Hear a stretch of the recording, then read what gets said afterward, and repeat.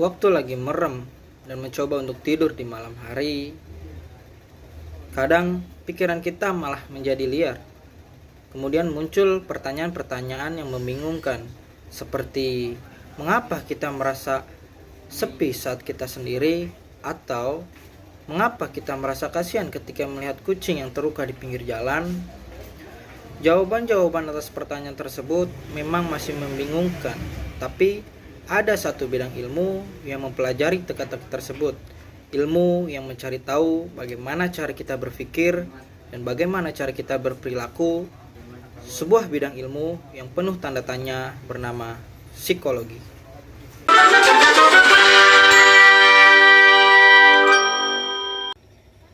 Oke, pada video kali ini saya akan menjelaskan lebih ke apa itu psikologi perkembangan. Psikologi perkembangan terbagi menjadi dua kata. Yang pertama, ada perkembangan. Perkembangan menurut KBBI ialah bertambah atau memekar. Perubahan-perubahan yang bersifat progresis dan berkesinambungan, baik terkait mental psikologis manusia seperti perubahan-perubahan yang berkaitan dengan aspek pengetahuan, sifat sosial, moral, keyakinan, agama, kecerdasan, dan sebagainya. Sedangkan pertumbuhan menurut KBBI, tumbuh memiliki arti atau hidup dan bertambah besar atau sempurna. Secara istilah, perubahan yang bersifat kuantitatif menyangkut aspek-aspek jasmania atau perubahan-perubahan yang terjadi pada organ tubuh dan struktur fisik seperti pertambahan tinggi badan seorang anak atau bertambahnya berat badan seorang anak. Di sini ada perbedaan. Yang pertama, perbedaan pertumbuhan dan perkembangan. Pertama, ada cara mengukur. Pertumbuhan bersifat kuantitatif sehingga dapat digambarkan dalam bilangan. Sedangkan perkembangan bersifat kualitatif sehingga tidak dapat digambarkan dalam bilangan. Itulah perbedaan antara pertumbuhan dan perkembangan. Kemudian di sini ada aspek psikologi perkembangan. Nah, apa saja di antaranya? Ada aspek perkembangan fisik, aspek perkembangan kognitif, kemudian ada aspek perkembangan emosi.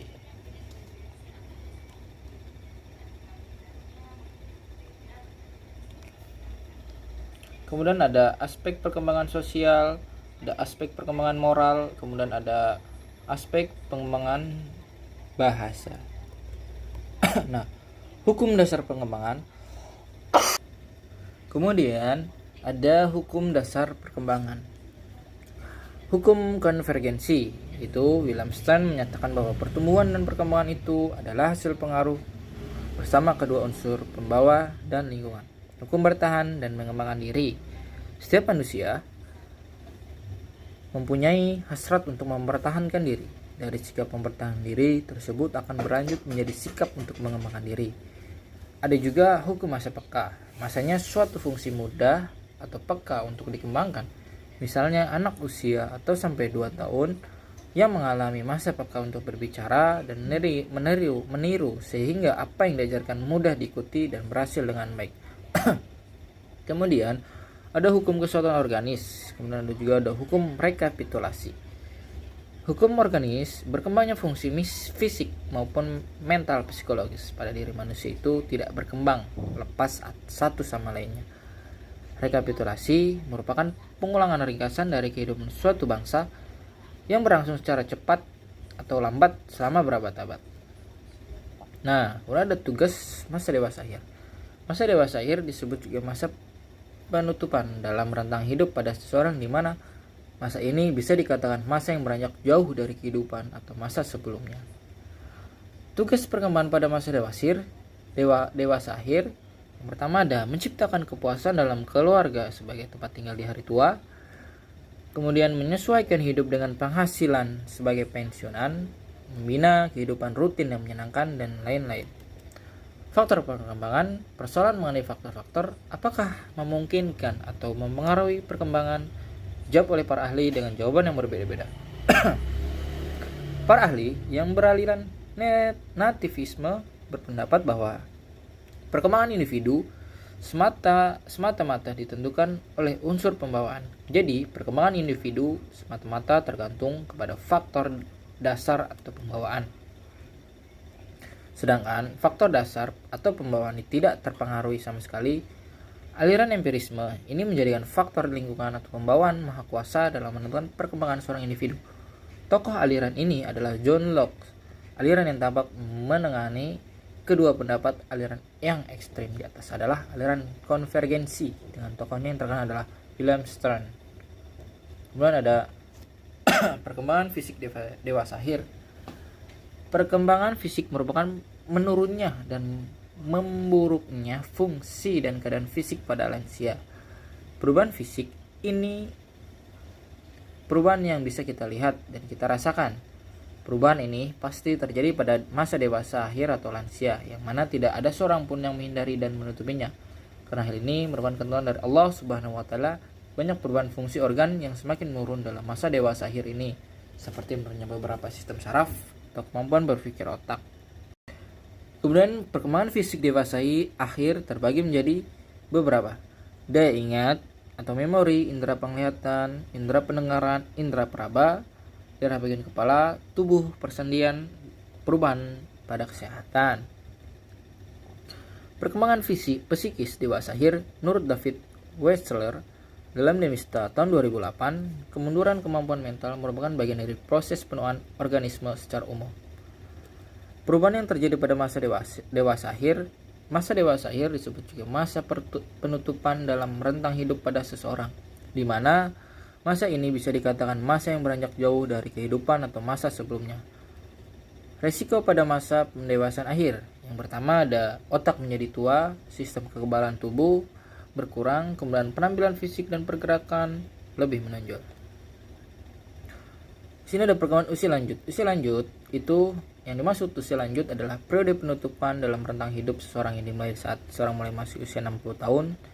Istilah usia lanjut atau lansia atau manula itu adalah manusia lanjut usia. Para ahli menurut Bernice Negerten dan James C. Colquhoun, masa usia lanjut atau masa tua adalah suatu masa di mana orang dapat merasa puas dengan keberhasilannya. Ciri-ciri usia lanjut itu ada yang pertama ada terjadinya periode kemunduran, kemudian ada memiliki status kelompok minoritas, dan 3 perubahan peran. 4 penyesuaian yang buruk. Perubahan-perubahan yang terjadi pada masa usia lanjut dalam psikologis perkembangan, perubahan pada usia lanjut dialaminya akibat proses penuaan digambarkan oleh hal-hal berikut. Yang pertama ada keadaan fisik lemah tak berdaya. Kemudian yang kedua ada status ekonominya sangat terancam. Yang ketiga menentukan kondisi hidup yang sesuai dengan perubahan status ekonomi dan kondisi fisik. Faktor-faktor yang berpengaruh pada masa usia lanjut ada faktor fisik, faktor psikologi, faktor sosial, dan juga faktor lingkungan. Permasalahan-permasalahan yang terjadi pada masa usia lanjut, yang pertama ada menurunnya daya tahan fisik, masa pensiun bagi lanjut usia, permasalahan menyesuaikan diri dengan kematian pasangan hidup, permasalahan menyesuaikan diri dengan peran sosial yang luas. Tugas perkembangan usia lanjut itu menurut Erikson dalam Potter dan Perry, tugas-tugas perkembangan usia lanjut adalah yang pertama ada mempersiapkan diri untuk kondisi yang menurun, mempersiapkan diri untuk pensiun, membentuk hubungan baik dengan orang seusianya, mempersiapkan kehidupan baru, melakukan penyesuaian terhadap kehidupan sosial atau masyarakat secara santai. Terakhir ada mempersiapkan diri untuk kematian dan kematian pasangannya. Nah, anak usia di antara 6 sampai 12 tahun, periode ini kadang disebut dengan masa anak-anak, pertahanan atau masa lanten, masa untuk memenuhi tantangan baru. Pertumbuhan selama periode ini rata-rata 3 sampai 5 kg dan 6 cm atau 2,5 inci per tahunnya. Lingkar kepala tumbuhannya 2 sampai 3 cm. Selama periode ini menandakan pertumbuhan otak yang melambat karena proses mielinisasi sudah sempurna pada usia 7 tahun. Perkembangan kognitif pada anak usia sekolah adalah kemampuan untuk berpikir dengan logis tentang di sini dan saat ini. Erikson mengidentifikasikan masalah sentral psikososial pada masa ini sebagai krisis antara keaktifan dan inventioritas. Perkembangan kesehatan membutuhkan peningkatan pemisahan dari orang tua dan kemampuan menentukan penerimaan dalam kelompok yang sepadan serta merundingkan tantangan-tantangan yang berada di luar. Pada masa ini, memasuki masa belajar di dalam dan di luar sekolah, anak belajar di sekolah, tetapi membuat latihan pekerjaan di rumah yang mendukung hasil belajar sekolah. Atau bisa kita sebut dengan PR, pekerjaan rumah. Aspek perilaku banyak dibentuk melalui penguatan verbal, keteladanan, dan identifikasi. Ada perkembangan fisik, perkembangan emosional, perkembangan moral, psikososial, dan tugas psikologi perkembangan masa remaja. Perubahan yang paling dirasakan oleh remaja pada usia SMP pertama kali adalah perubahan fisik. Terjadi pubertas, yaitu proses perubahan yang bertahap dalam internal dan eksternal tubuh anak-anak menjadi dewasa. Emosi pada masa anak usia SMP, yang dimana mulai berada di tahap dewasa, mulai memiliki emosional yang masih labil karena erat hubungannya dengan keadaan hormon. Mereka belum bisa mengontrol emosi dengan baik. Dalam satu waktu, mereka akan kelihatan sangat senang sekali, tetapi mereka tiba-tiba langsung bisa menjadi lebih sedih atau marah. Nah, masa remaja adalah periode di mana seseorang memulai bertanya-tanya mengenai berbagai fenomena yang terjadi di lingkungan sekitarnya.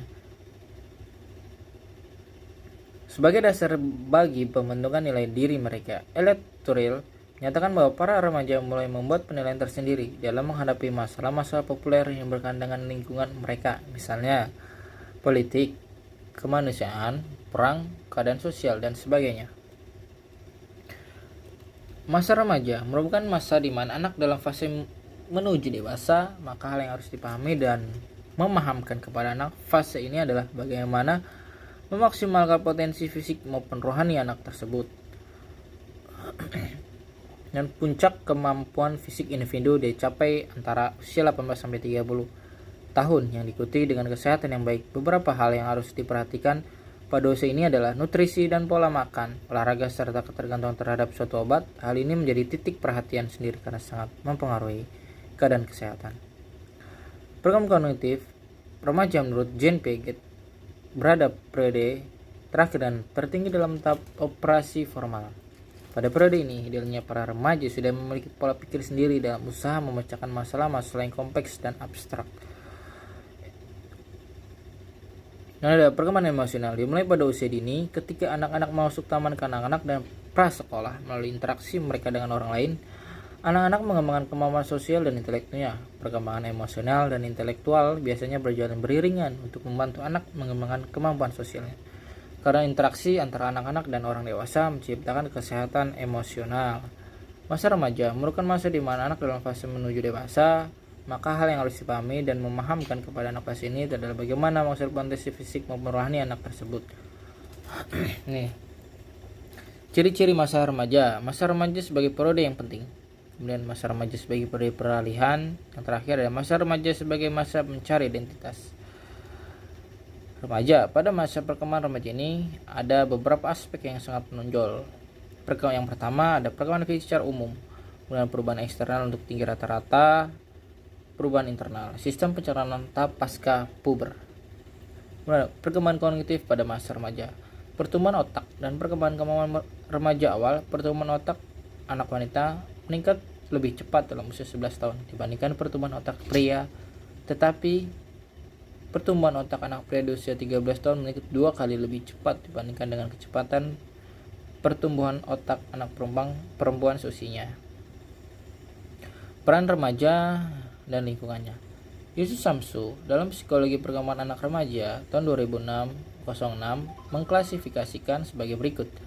Menjalin hubungan yang baik dengan para anggota, menerima otoritas orang tua, menerima tanggung jawab dan batasan-batasan norma keluarga, ada di lingkungan keluarga, bersikap respek dan mau menerima peraturan sekolah, berpartisipasi dalam kegiatan-kegiatan sekolah, kemudian menjalin persahabatan dengan teman-teman di sekolah, kemudian yang terakhir bersikap hormat kepada guru atau pimpinan sekolah dan staf lainnya.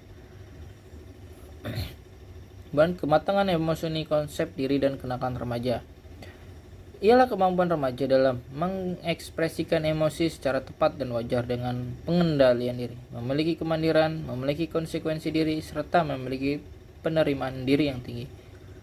Konsep diri ialah penilaian remaja tentang diri sendiri yang bersifat fisik, psikis, sosial, emosional, dan aspirasi dan prestasi. Konsep perkembangan masa dalam kandungan pranatal. Materi selanjutnya itu adalah perkembangan prenatal adalah perkembangan awal dari manusia dimulai dari pembuahan yang terjadi dari pertemuan sel sperma dengan sel telur. Sel telur yang telah matang dibuahi oleh sel sperma yang matang yang akhirnya akan menjadi sel-sel baru dan membentuk zigot. Kemudian ada sisi fisiologis. Penyesuaian fisik selama periode pasca melahirkan dipengaruhi oleh apa yang terjadi sebelumnya. Selama kehamilan, tubuh perempuan secara bertahap menyesuaikan diri terhadap perubahan fisik. Tetapi, kini tubuh dipaksa untuk bereaksi dengan cepat. Metode kelahiran dan lingkungan di sekitar proses kelahiran mempengaruhi kecepatan tubuh ibu untuk menyesuaikan diri kembali. Setelah melahirkan, biasanya tubuh perempuan mengalami perubahan yang tiba-tiba dramatis dalam produksi hormon. Nah, kebutuhan gizi pada masa prenatal. Ada 6 kebutuhan gizi pada masa prenatal. Yang pertama, ibu yang biasa melahirkan setelah melahirkan itu butuh energi, protein, zat besi, asam folat, vitamin C, dan vitamin B12. Emosional pada masa prenatal. Pendidikan anak dimulai pada saat sepasang suami istri berhubungan seksual. Di saat itulah sel-sel yang dikeluarkan dan disatukan adalah sel-sel yang terkondisikan. Faktor-faktor yang mempengaruhi perkembangan prenatal yang pertama adalah teratogen. Teratogen itu unsur yang menyebabkan adanya kelainan pada kelahiran akibat dari proses kehamilan yang tidak optimal. Kemudian ada faktor ibu. Ibu menjadi kunci utama yang sangat berpengaruh terhadap perkembangan janin. Implikasi teori dalam kasus. Supaya bayi yang dilahirkan sehat, maka ibu harus merawatnya dengan baik dan membutuhkannya perawatan secara fisik dan psikis dan pemeriksaan rutin selama kehamilan akan semakin mudah diketahui secara dini gejala-gejala kelainan yang selama kehamilan sehingga pencegahan terhadap gangguan selama kehamilan sedini mungkin dapat dicegah dan diobati. Nah, kesimpulan, perkembangan manusia dimulai bukan ketika mereka dilahirkan ke dunia, melainkan telah dimulai sejak dari masa sebelum kelahiran, mulai dari proses pembuahan sampai pada proses kelahiran yang memerlukan waktu 9 bulan 10 hari. Dari masing-masing tahap masa prenatal terjadi perkembangan yang mempengaruhi fisik dan psikis manusia. Terdapat faktor-faktor yang dapat mempengaruhi perkembangan ini, baik faktor pendukung maupun penghambat dalam perkembangan. Kemudian ada konsep perkembangan masa pubertas. Pubertas ialah masa transisi dari masa anak-anak ke masa dewasa yang ditandai dengan munculnya tanda-tanda seksual sekunder dan kemampuan bereproduksi dengan ditandai dengan perubahan hormonal, perubahan fisik maupun perubahan psikologis dan sosial. Masa puber adalah periode tumpang tindih. Masa puber harus dianggap sebagai periode tumpang tindih karena mencakup tahun-tahun awal masa remaja sampai anak matang secara seksual. Masa puber adalah periode singkat. Anak yang mengalami masa puber selama 2 tahun atau kurang dianggap sebagai anak yang cepat matang. Sedangkan yang memerlukan 3-4 tahun untuk menyelesaikan peralihan menjadi dewasa dianggap sebagai anak yang lambat matang. Tahap prapuber. Tahapan ini berkembang dengan 1 hingga 2 tahun terakhir masa kanak-kanak yakni bukan lagi seorang anak namun juga belum remaja. Tahap puber. Tahapan ini terjadi di garis pembagian antara masa kanak-kanak dan masa remaja di mana kematangan seksual sudah terlihat seperti menstruasi pada perempuan dan mimpi basah untuk anak laki-laki. Tahap pasca puber.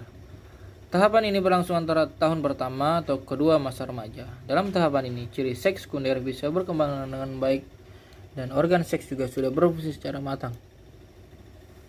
Nah, pria, meningkatkan tetis, volume tetis, kemudian ada perubahan suara. Ciri-ciri pubertas pada laki-laki juga ada rambut aksila akan tumbuh setelah rambut pubis, kemudian mengalami mimpi basah. Ini kepada perkembangan fisik pada masa pubertas. Timbulnya breast budding, tumbuhnya rambut pubis atau menstruasi, dan ini yang biasa terjadi pada wanita.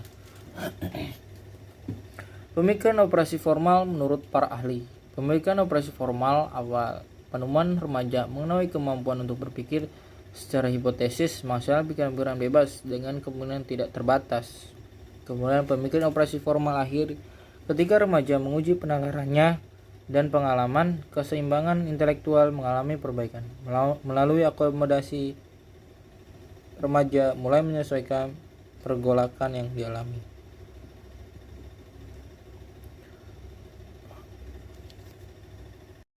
Psikologi sosial atau sosial psikologi adalah sebagai ilmu pengetahuan yang berusaha memahami asal-usul dan sebab-sebab terjadinya perilaku dan pemikiran individual dalam konteks situasi sosial. Psikologi sosial ialah ilmu pengetahuan yang mempelajari pengalaman dan tingkah laku individu manusia dalam hubungannya dengan situasi-situasi perangsang sosial, menghubungkan antara tingkah laku dengan situasi perangsang sosial. Perkembangan pemahaman diri dari identitas. Proses pembentukan identitas diri merupakan proses yang panjang dan kompleks yang membutuhkan kontinuitas dari masa lalu, sekarang, dan masa yang akan datang dari kehidupan individu. Perkembangan hubungan dengan orang tua. Keluarga mempunyai pengaruh yang cukup besar bagi perkembangan remaja, karena keluarga merupakan lingkungan sosial pertama yang meletakkan dasar-dasar kepribadian remaja. Perkembangan perilaku psikososial. Perkembangan hubungan dengan teman sebaya. Kesadaran akan kesunyian menyebabkan remaja berusaha mencari kompensasi dengan mencari hubungan dengan orang yang lain atau berusaha mencari pergaulan. Perkembangan moral dan religi. Sebagai orang yang berpendapat bahwa moral dan religi bisa mengendalikan tingkah laku anak yang beranjak dewasa sehingga ia tidak melakukan hal yang merugikan atau bertentangan dengan kehendak atau pandangan masyarakat. Kemudian selanjutnya perkembangan motorik. Perubahan pada tubuh terlihat dari pertambahan tinggi dan berat tubuh, pertumbuhan otot dan tulang serta kematangan organ seksual serta fungsi produksi. Perkembangan bahasa. Ketika seorang bayi lahir, maka sudah diciptakan bersama dengan miliaran jaringan sel otak yang luar biasa. Perkembangan emosional pada masa remaja atau pubertas, yang mana akan mengakibatkan dari perubahan fisik, dari hormonal, dan juga pengaruh lingkungan yang terkait dalam perubahan tersebut. 3 macam aturan penggambaran emosi. Yang pertama ada masking atau menutupi. Keadaan seseorang yang dapat menyembunyikan, menutupi emosi yang dialaminya. Emosi yang dialaminya tidak tercetus keluar melalui ekspresi kejasmaniannya. Atau ada lagi modulation atau modulasi. Individu tidak berdam secara tuntas mengenai gejala kejasmaniannya, tetapi hanya mengurangi saja. Simulation atau simulasi, tidak mengalami satu emosi tetapi seolah mengalami emosi dengan menampakkan gejala-gejala kejasmania. Kategori umum emosi manusia jika dari dampak. Kategori pertama, emosi positif atau biasa disebut afek positif. Emosi positif memberikan dampak yang menyenangkan dan menenangkan. Kategori kedua, emosi negatif atau afek negatif. Ketika remaja merasakan emosi negatif ini, maka dampak yang dirasakan adalah negatif, tidak menyenangkan dan menyesalkan. Kemudian selanjutnya ada pengertian manula. Manula adalah suatu keadaan yang ditandai oleh gagalnya seorang dalam mempertahankan kesetimbangan terhadap kesehatan yang kondisi stres fisiologis. Perubahan yang terjadi pada manula yaitu ada penuaan kulit, fungsi jantung dan pembuluh darah, sistem pernapasan, sistem pencernaan, fungsi ginjal, dan masih banyak yang lainnya. Kemudian ada perkembangan manula dari segi psikologis dan perkembangan psikososial. Pemicu perubahan aspek psikososial pada lansia adalah menurunnya fungsi kognitif dan psikomotor. Fungsi kognitif yang merupakan proses belajar, pemahaman ataupun perhatian sehingga menyebabkan reaksi dan perilaku lansia melambat, sedangkan psikomotorik adalah dorongan kehendak meliputi gerakan, tindakan, dan koordinasi yang berakibat lansia menjadi kurang cekatan. Perkembangan manula dari segi psikologis dalam aspek emosi dan kesadaran beragam. Adanya perasaan tidak enak yang harus dihadapi oleh para lanjut usia, seperti merasa tersisih, merasa tak dibutuhkan lagi, penyakit yang tak kunjung sembuh, ataupun kematian pasangan akan menimbulkan rasa tidak percaya diri, depresi, ketakutan, sehingga lanjut usia sulit menyelesaikan suatu masalah dan melakukan penyesuaian diri. Nah, itu adalah video singkat meresum psikologi perkembangan. Dan dalam video kali ini banyak kekurangan-kekurangan yang saya pribadi memohon maaf atas kekurangan tersebut. Sekian dari saya. Billahi fisabil haq, fastabiqul khairat. Assalamualaikum warahmatullahi wabarakatuh.